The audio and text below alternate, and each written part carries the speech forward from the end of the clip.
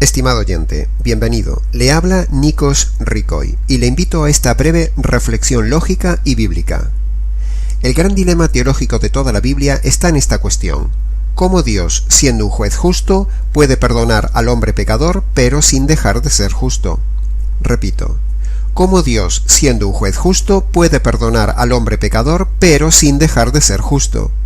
O dicho en otras palabras bíblicas, como dice Job capítulo 25 versículo 4, ¿cómo puede el hombre ser declarado inocente delante de Dios? Dios quiere perdonar al pecador, pero no puede perdonarlo de forma directa, es decir, no puede perdonarlo cuando el hombre simplemente se arrepiente delante de Dios. Porque si Dios perdonara al pecador cuando éste se acerca a él solo con arrepentimiento, entonces eso generaría un triple problema jurídico. Primer problema: Dios se convertiría en un juez injusto porque no estaría haciendo justicia sobre el pecador. Segundo problema: el pecador no recibiría lo que se merece, lo cual sería otra injusticia. Tercer problema: paradójicamente, pedir perdón a Dios sería un pecado, porque es como si el pecador le estuviera diciendo a Dios: no hagas justicia, déjalo pasar, olvídate del tema, sáltate la justicia. O sea, tres injusticias en esa acción de solo arrepentimiento. Imaginemos un delincuente delante de un juez. Se leen los cargos y se declara el delincuente culpable.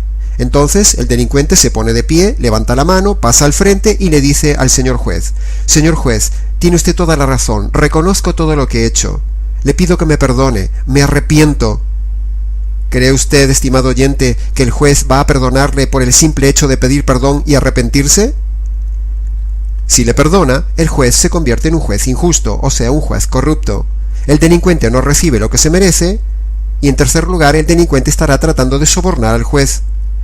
De la misma manera con Dios, cuando el pecador se presenta ante Dios simplemente con arrepentimiento, si Dios le perdonara, que no le perdona, Dios se convertiría en un juez injusto. El delincuente, el pecador, no recibiría lo que se merece, y el pecador estaría tratando de sobornar a Dios.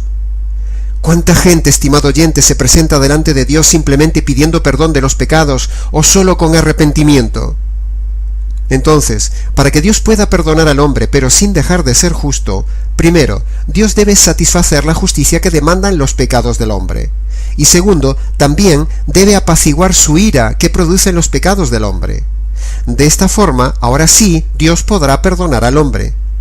Entonces, para lograr todo esto, es decir, para que Dios pueda perdonar y a la vez seguir siendo juez justo, Dios diseña un plan. Ese plan es el Evangelio. Primer punto: en la cruz, un inocente, Jesús, el Hijo de Dios, se ofrece como sustituto y lo puede hacer porque es hombre perfecto y nunca pecó. Como dice 1 de Pedro capítulo 3 versículo 18, Cristo padeció por los pecados, el justo por los injustos, para llevarnos a Dios. Punto 2. En la cruz, Dios, el Padre, al castigar y matar a su Hijo, satisface la justicia de Dios que producen los pecados del hombre. Como dice Isaías capítulo 53, que es la profecía de la cruz. En el versículo 4 dice: el Mesías fue herido por Dios y abatido. Versículo 6. Yahvé descargó sobre él el pecado de todos nosotros. Versículo 10. Yahvé quiso destrozarle y quebrantarle con padecimientos.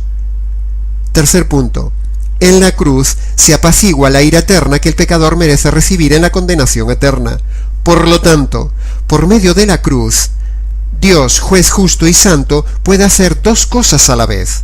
Primero, dejar satisfecha su justicia y su ira, y segundo, puede perdonar al hombre que crea y reciba este mensaje por medio de la fe. Entonces, el dilema teológico que teníamos al inicio está resuelto.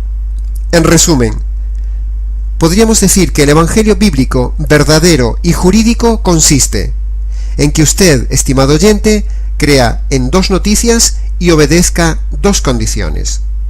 Crea en dos noticias y obedezca dos condiciones. ¿Cuáles son las dos noticias que usted debe creer? La mala noticia es que usted es injusto y hace injusticias. Y en contraste, Dios es justo y debe hacer justicia sobre sus injusticias. Romanos capítulo 1 versículo 17 dice: en el Evangelio se revela la justicia de Dios. Pero la buena noticia es que la justicia cayó en la cruz sobre otro. En la cruz el Padre descarga su ira sobre su Hijo para hacer justicia de sus injusticias. Segundo, la resurrección es el sello y lo que le da vida y poder a este Evangelio. Como dice Romanos capítulo 1, versículo 16, el Evangelio es el poder de Dios.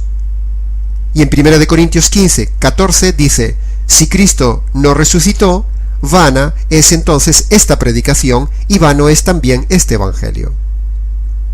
Las dos condiciones que Dios pide son, como dice Marcos capítulo 1, versículo 15, cuando el Señor Jesús inició su ministerio evangelístico, el Señor dijo, arrepiéntanse y crean.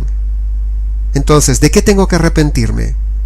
Tengo que arrepentirme de los pecados que he cometido durante mi vida. ¿Y qué es lo que tengo que creer? Tengo que creer que en la justicia descargada que se hizo en la cruz.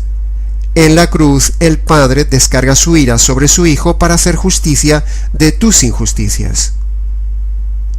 Estimado oyente, yo te invito a creer las dos noticias y a obedecer las dos condiciones.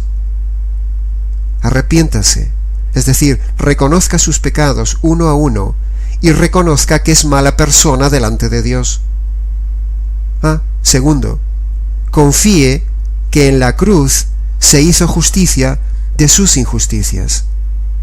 Cuando uno obedece estas dos condiciones, ahora sí, Dios le perdona todos los pecados y Dios le permite entrar en la vida eterna. Si quiere ahondar más en este Evangelio, mi estimado oyente, llámenos o escríbanos y con gusto se lo explicamos con más detalle. De forma breve le ha hablado Nikos Ricoy.